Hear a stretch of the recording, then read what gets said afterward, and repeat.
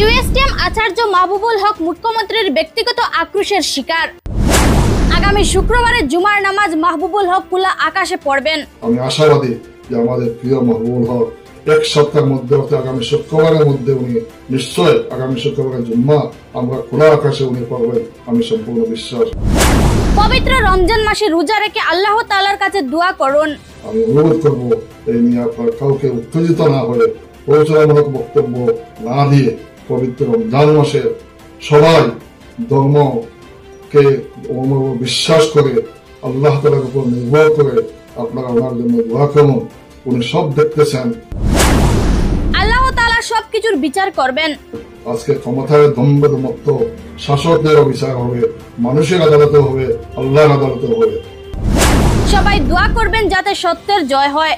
আমরা আইনের উপর বিশ্বাস করি, আইনের উপর সম্পূর্ণ আস্থা আছে, আমরা আইনের রায় চালিয়ে যাব। আপনারা শুধু আমাদের জন্য দোয়া করবেন যাতে আমরা আইনের রায়তে যাতে আমরা জয়ী হতে পারি, সত্যের জয় যাতে হয়। কেউ যেন শাসক দলের কোন নেতা মন্ত্রীদের কাছে মাহবুবুল হকের হয়ে সাহায্য প্রার্থনা না করি। মাহবুবুল হকের বিভিন্ন বিষয় নিয়ে মন্তব্য করলেন গুয়াহাটি হাইকোর্টের বরিষ্ঠ আইনজীবী হাফিজ রশিদ আহমদ চৌধুরী। এবার শুনে নিন কি বললেন অ্যাডভোকেট হাফিজ রশিদ আহমদ। আসসালামু আলাইকুম ওয়া রাহমাতুল্লাহি ওয়া বারাকাতুহু।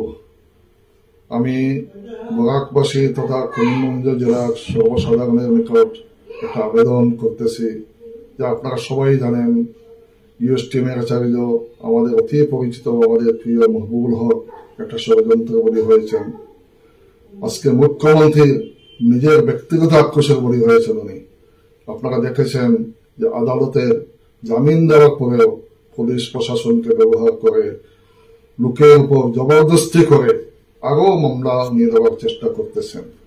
মুখ্যমন্ত্রী নিজেই বলতেছেন যে আমি নিজে ঠিক করবো কে কতদিন জেলে থাকবে, এই ধরনের একটা ধারণা উনি দিতেছেন মানুষকে। আমি মনে করি যে মুখ্যমন্ত্রী আইনের ঊর্ধ্বে নয় এবং আমরা আইনের উপরে সম্পূর্ণ আস্থা আছে। মুখ্যমন্ত্রী এই নিকৃষ্ট যে প্রচেষ্টা এটার বিরুদ্ধে আমি জাতি ধর্ম বর্ণ নির্বিশেষে ধর্ম নিরপেক্ষ এবং গণতন্ত্র প্রিয় মানুষকে একজুট হয়ে আওয়াজ তোলার সময় আহ্বান বলে মনে করি। আপনারা জানেন, তবে যে এই নিয়ে অনেক সময় শোনা যাচ্ছে অনেক প্রবচনামূলক বক্তব্য রাখতেছেন। আমি অনুরোধ করব এই নিয়ে আপনার কাউকে উত্তেজিত না হয়ে প্রবচনামূলক বক্তব্য না দিয়ে পবিত্র রমজান মাসে সবাই ধর্মকে বিশ্বাস করে আল্লাহ তাআলার উপর নির্ভর করে আপনারা ওনার জন্য দোয়া করুন। উনি সব দেখতেছেন, সব কিছু বিচার করবেন। আজকে ক্ষমতায় দম্ভের মতো শাসকদের বিচার হবে, মানুষের আদালতে হবে, আল্লাহর আদালতে হবে। আমি সবাইকে অনুরোধ করতেছি যে আপনারা শান্তি বজায় রাখুন এবং আমরা আইনের উপর বিশ্বাস করি, আইনের উপর সম্পূর্ণ আস্থা আছে, আমরা আইনের রায় চালিয়ে যাব। আপনারা শুধু আমাদের জন্য দোয়া করবেন যাতে আমরা আইনের রায়তে যাতে আমরা জয়ী হতে পারি, সত্যের জয় যাতে হয়। আমি আশাবাদী যে আমাদের প্রিয় মাহবুবুল হক এক সপ্তাহের মধ্যে আগামী শুক্রবারের মধ্যে উনি নিশ্চয় আগামী শুক্রবারের জুম্মা আমরা খোলা আকাশে উনি পড়বেন, আমি সম্পূর্ণ বিশ্বাস এবং আল্লাহর উপর আমি দোয়া করতেছি যাতে আগামী শুক্রবার আমরা একসঙ্গে নামাজ পড়ি। আরেকটা কথা আপনাদের বলে যাই, বিভিন্ন সময় শোনা যাচ্ছে যে আমাদের কিছু লোক যারা বর্তমান শাসক দলের মন্ত্রী এবং এমএলএদের কাছে যাচ্ছে। আমি অনুরোধ করতে সবাইকে এই সময়টা নষ্ট না করে যেখানে নিজে ওদের হেডমাস্টার যেখানে ইনভলভ, ওদের গুরু যেখানে ইনভলভ, সেখানে ওদের কাছে গিয়ে সময় নষ্ট না করে আল্লাহর কাছে বলুন। কারণ আপনারা যদি মানুষের কাছে গিয়ে আবেদন করেন, সারেন্ডার করেন, ইমানের পক্ষে আল্লাহ তাআলা ইমানের পক্ষে নেবে আপনাদের। ইমানের পক্ষে গিয়ে আপনারা সম্পূর্ণ শক্ত হয়ে থাকুন।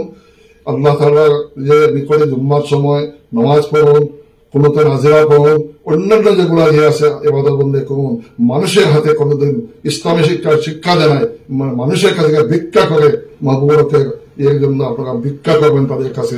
ওদের কাছে যাবেন না, ওরা মেরুদণ্ডহীন নেতৃবৃন্দ, ওদের কোনো পাওয়ার নেই। আপনারা জানেন আসামে একমাত্র একজন মন্ত্রী আছে যার ওদের সবকিছু চলে এবং বাকি সবাই ওদের চাকরি করতেছে। আমি আশা করব এই চাকরদের নিকট গিয়ে আপনারা কোনো সময় নিজের সময় নষ্ট করবেন না, নিজের ব্যক্তিত্বকে হারাবেন না। আপনারা এই অনুরোধ করে আপনাদের করে আমার জন্য দোয়া করবেন, সবার জন্য দোয়া করবেন, দেশের জন্য দোয়া করবেন। আমরা সবাই মিলে যাতে জাতি ধর্ম বর্ণ নির্বিশেষে সবাই শান্তিতে ভ্রাতৃত্ববোধ নিয়ে এই পবিত্র রমজান মাসে যা শিক্ষা দিয়েছে আমাদেরকে সেই শিক্ষার মধ্যে প্রতি হয় আমরা যদি আমাদের জীবনযাপন করতে পারি আলহামদুলিল্লাহ রাব্বিল আলামিন।